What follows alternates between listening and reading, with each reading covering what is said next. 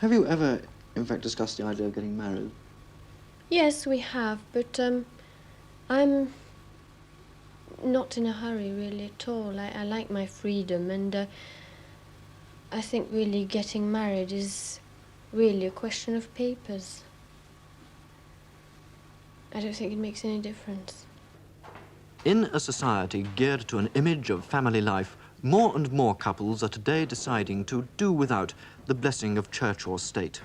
Increasingly, people who cannot and people who will not marry are choosing to live together instead. They reject the conventions of society and, as a result, must face the stresses of non-conformity, the disapproval of relatives, friends and neighbours. Whatever kind of behaviour the new moral climate may seem to allow, for the increasing number of couples who do it, life is different when you're living in sin. The problems of the new morality are discussed nowhere more than in the columns of mass circulation newspapers and magazines.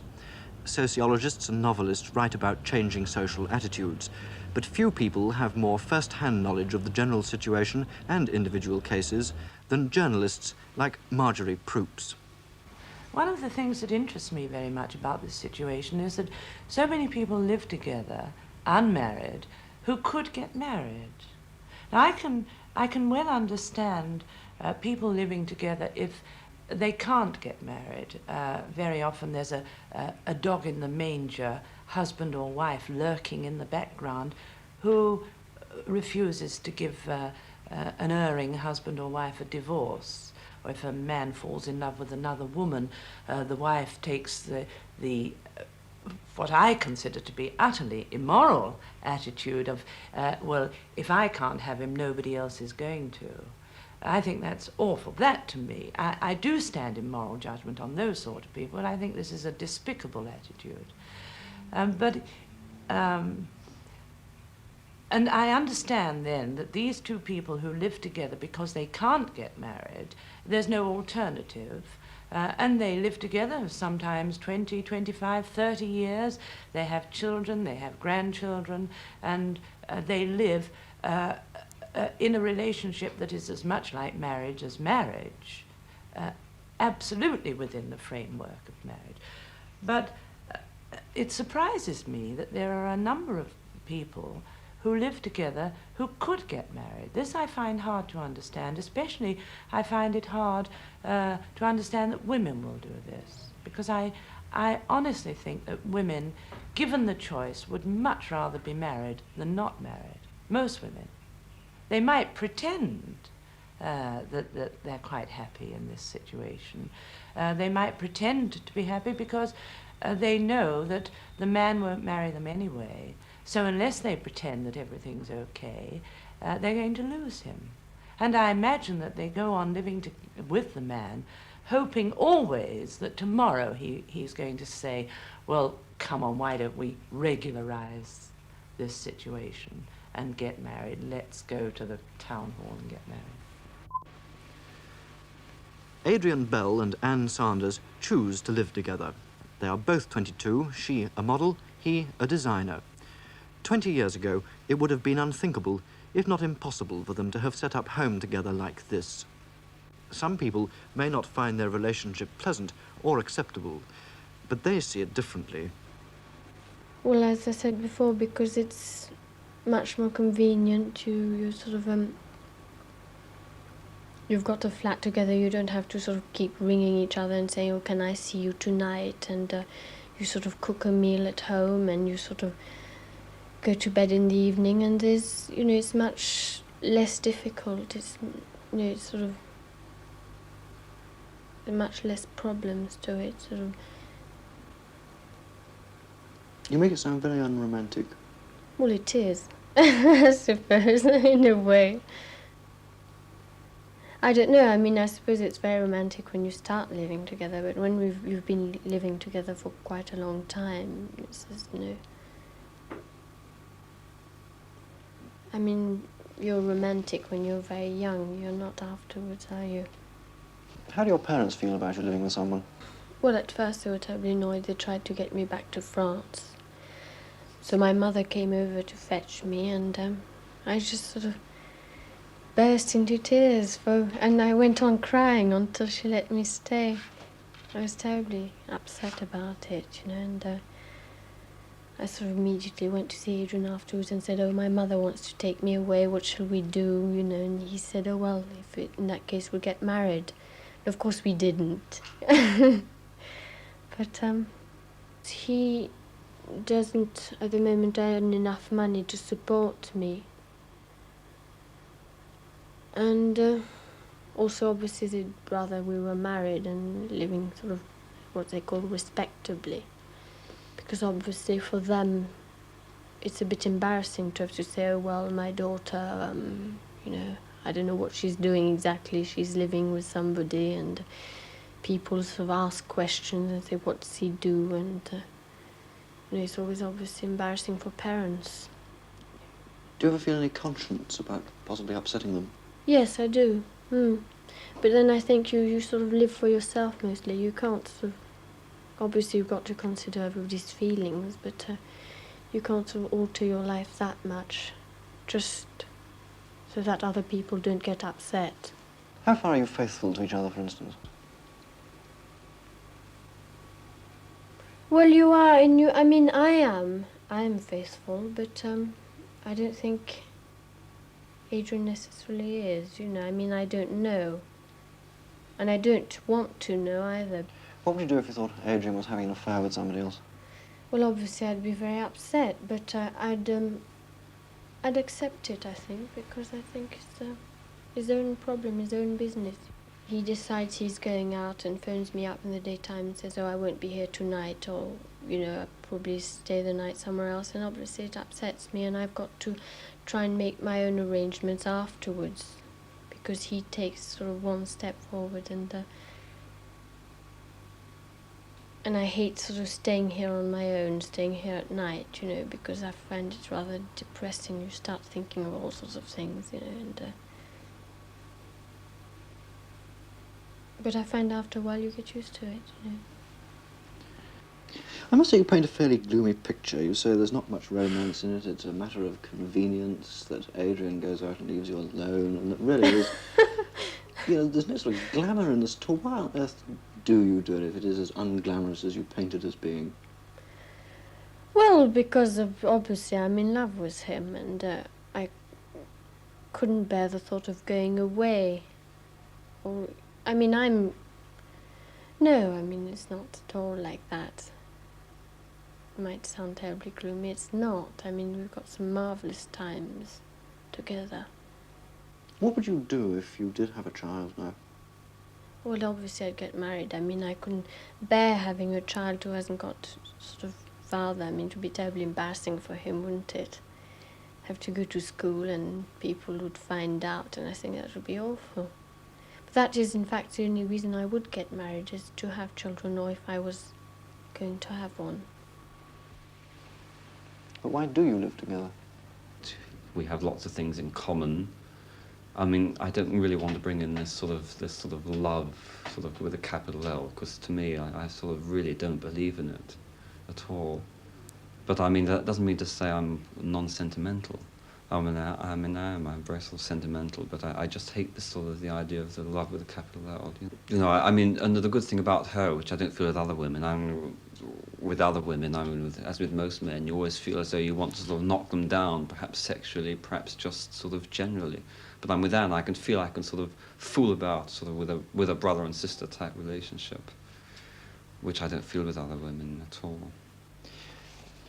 What would you say were the practical disadvantages to living together? Well, from my point, I would say it was more than Anne's. And it's very sort of sentimental from her point of view, much more than me. As I say, I try to keep this objective view to it all. My practical disadvantage is the fact that I can't have people here. Well, I can't sort of have girls back. Whether sort of purely friendly or not. It's a bit silly to sort of say to a girl, "Come back for a coffee," and there's Anne saying, "Oh, yes." Do you feel any particular loyalty for each other, do you think? Yes, I do. In an intellectual way. Morally, I wouldn't say so. I mean, the idea of sort of living, or being with her until the day I died, without ever looking at anybody else, is a bit abhorrent to me. Would you in fact have affairs with other people? Yes, but they wouldn't mean anything to me. I mean, I can tell beforehand. I mean, this has happened. I mean, I can tell that it does mean nothing to me. I mean, it could never be as serious as to break us up, but I mean, I feel these things have to happen. Would you have affairs if you thought they hurt Anne? They do hurt Anne. I try to hide them up. And just, I'll say casually, well, I'm just going out, and I mean, well, I think every person, if they're going to have a workable relationship, they do have to sort of say, well, look, I'm going out, don't ask questions. You know, I mean, and I would like sort of the woman, the partner, to have the attitude that they're saying, well, you're going out, are you? Right, sort of enjoy yourself, don't do anything I wouldn't do, sort of thing, and try and sort of cut it out of their mind. I know it's asking a lot, but I mean, I feel this is the ideal working relationship. Don't you think, in fact, you're having your cake and eating? Yes, but Anne is the same too, and because we're both having our cake and eating it, it cancels it out. There's no sort of predominant sort of sucking of blood, if you see what I mean. I mean, it's this idea of responsibility I don't want. The very idea makes me sort of shiver. I don't think Anne wants it either. She's told me she doesn't really want to get married yet. What would you do if you suddenly discovered I was pregnant? By me?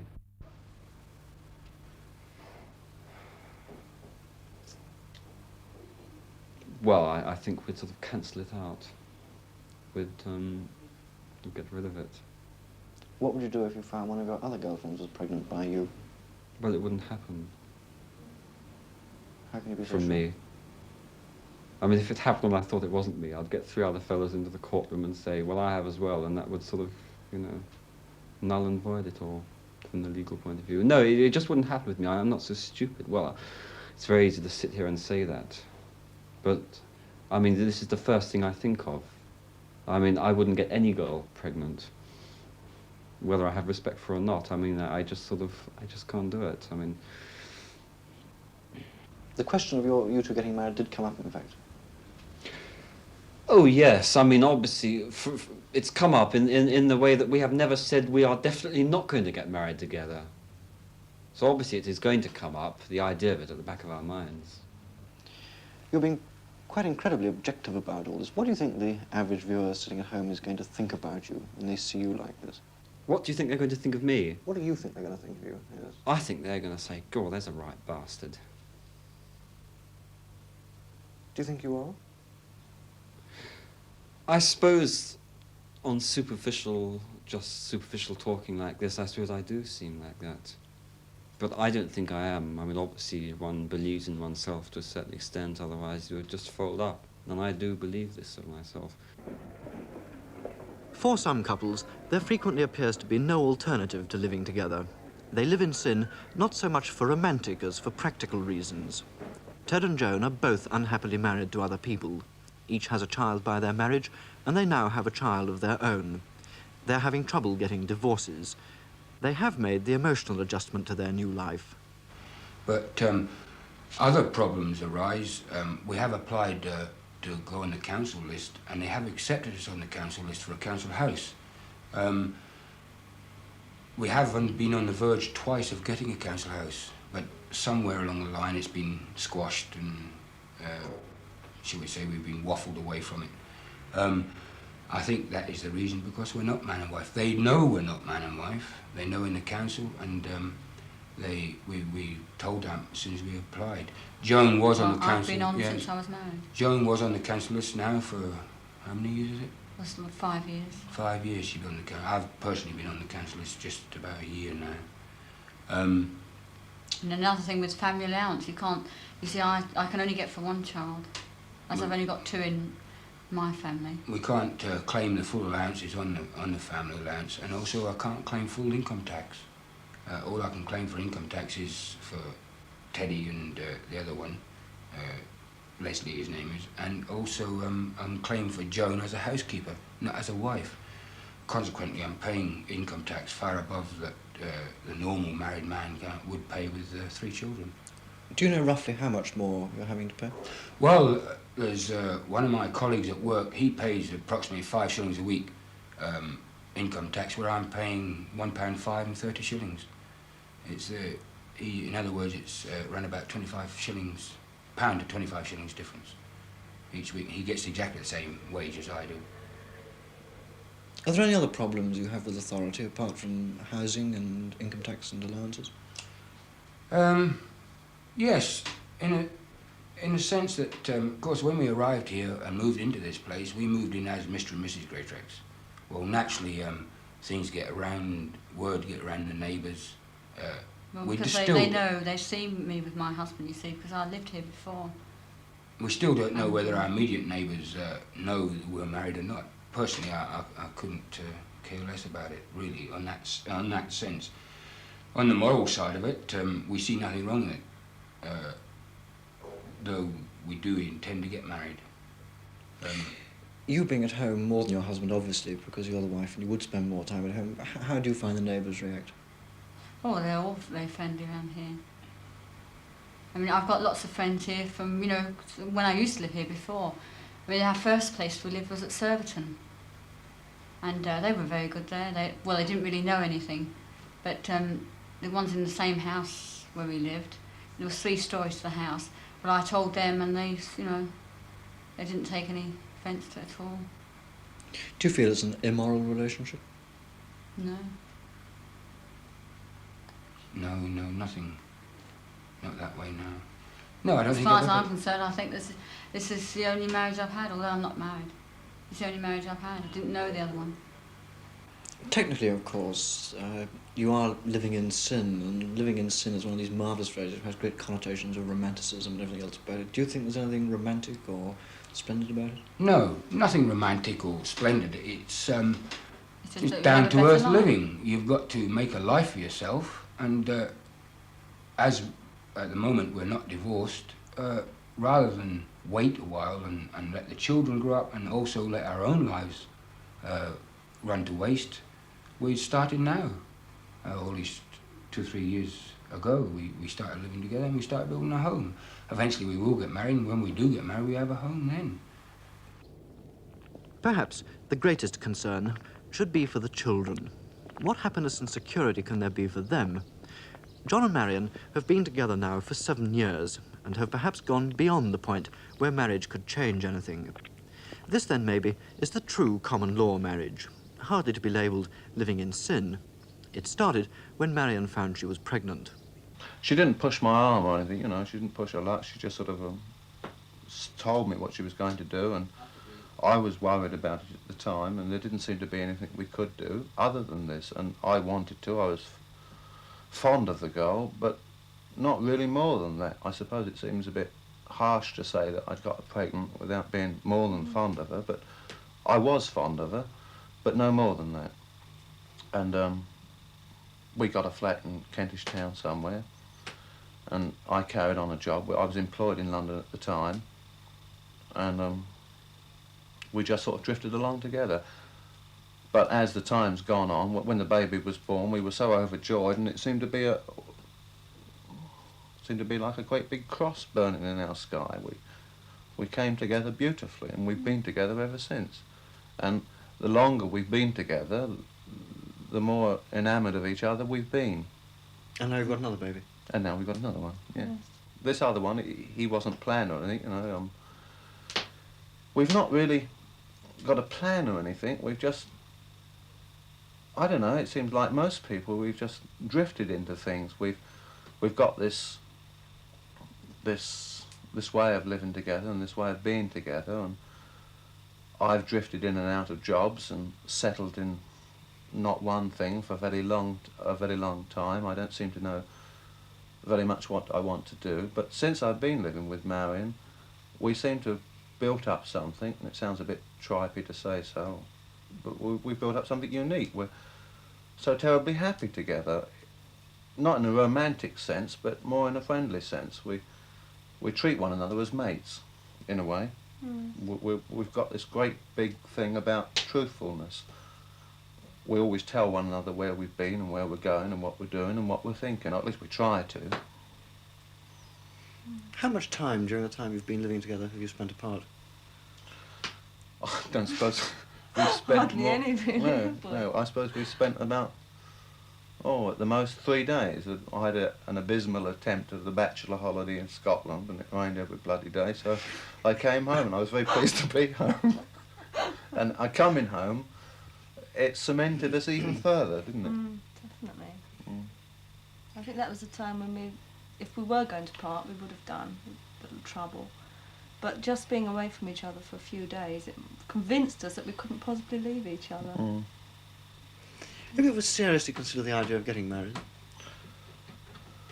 Well, I've thought about it. You know, I believe that I've always thought when I was a young man that I'd want to get married, and I'd like to do the proper thing, and I'd be a proper sort of symbol, if you like. I've not got no strong religious affiliations, is that the word? But I just, you know, I wanted to go on in the normal way, but as I say, we've just drifted into this, and frankly, I mean, we've been together 7 years, I feel a bloody twerp. going to the altar or to a registrar's office, I just feel a twerp. I suppose we will do. I mean, if it ever comes to the point where we've got to get married because of the children, people who know us and know our situation say, what about the children? You know, there'll come a time in your life when your children won't want to be called a bastard or illegitimate or something. What will you do about it then? Well, I've never been asked for a birth certificate in all my life, in all the jobs I've gone into, and for all I know, I might be a bastard, I don't know, but if it really becomes pressing, then I suppose we'll do it. How do you feel about this, Marion? Well, I suppose I dreamed like every young girl that one day I'd have a nice white wedding. But of course, when the situation came where I was pregnant and I'd only known Johnny for 3 months, I didn't expect wedding bells or proposals or anything like that. It was a fact. I was pregnant. And at the time, as I say, I was chuffed that he even wanted to come along and support me. But since the baby's been born and we've been together for a few years, I must admit it did cross my mind that it would make things easier for us. But I don't see that it could make any definite difference at the moment. I'm quite happy as we are. Do you ever have any problems through your brushes with the establishment, the civil service and so on?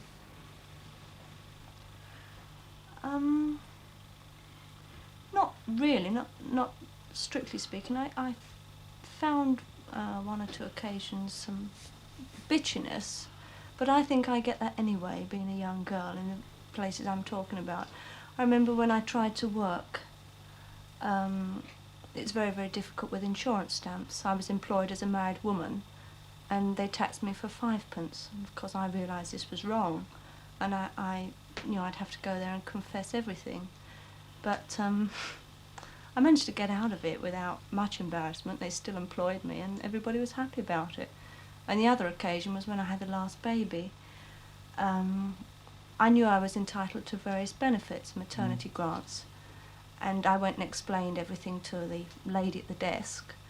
And of course, as I was going out of the door, it was completely unnecessary. She was filling her form in, and she said, "You did say you were unmarried, didn't you, young lady?" Because I'd got the little girl with me at the time. And I was taken unawares, and it was received as she expected it to be. But afterwards I realised there were an awful lot of things I could have said, or I shouldn't have risen to it. But it did hit where it was meant to hit. But apart from these little things, which I think I'd come up against as a very sensitive person anyway, I don't think so. Does anything ever make either of you feel the least bit guilty about it? Guilty? Well, despite myself, I sometimes feel guilty as regards the children. I think if ever there were any repercussions on them, I'd never forgive myself. I tell myself there can't possibly be, because we are the guiding factors in their life, but I don't actually know the facts, but I feel maybe if ever they wanted to marry in a church or go abroad, there might be various things they'd have to supply which would bring out their legitimacy. Do you think there's anything at all you get out of your relationship that you would lose if you got married? Yes, I do, I suppose. In a way, I feel a sort of... If I ever think about it, and you know, day to day we don't really think about it, we get a sort of excitement about it. It makes life like an adventure. It doesn't sound very plausible, I suppose, but in a way it does. The way we're living now, the age we're living in, this sounds all very grand, but you know, I read a lot and I read newspapers. I'm not a ban the bomber or anything, but I feel that life is short. You can walk around a graveyard any old time and see Ebenezer Howard died, you know, 1600 or something, and you wonder what he was and who he was. Life is so short that what there is to enjoy, we bloody well enjoy. Every possible moment we can. There are long stretches of boredom, long stretches, but there are also some great highlights. I'm one of those people, we both are one of these people, we live in peaks. Not long wave peaks, but we live in short wave peaks. You know, we reach great heights, and I'd much rather have these great heights than a long, tedious, domestic bliss, married, puritanical bliss. Yes, tied up with civil service forms and things. We can move any time, and I feel we're going to move any time. We can go anywhere, but I know that we'll always be together. I know we will. We're just sort of, if you like, we're not made for one another, but we've grown into one another. We've become one. Is it becoming more socially acceptable for people to live together? I think everything's more socially acceptable, isn't it? Divorces, people are freer. The whole pattern of society is a much freer one. There's less inhibition. And so people now are apt to do what they want to do rather than doing what they think they ought to do. And I imagine this is why society generally accepts this situation. I think a lot of young people who live together do it for kicks, do it to be smart and because it's a kind of in thing to do. There'll probably be a great big swing of the pendulum when the children of this generation will go back to being frightfully Victorian. But at the present time, I think a lot of young people do it for kicks. And I think that an interesting situation arises here because they live together and then suddenly the boy thinks he's going to lose this bird that he's living with because she's interested in somebody else, and then suddenly he wants to marry her. He wants to secure her.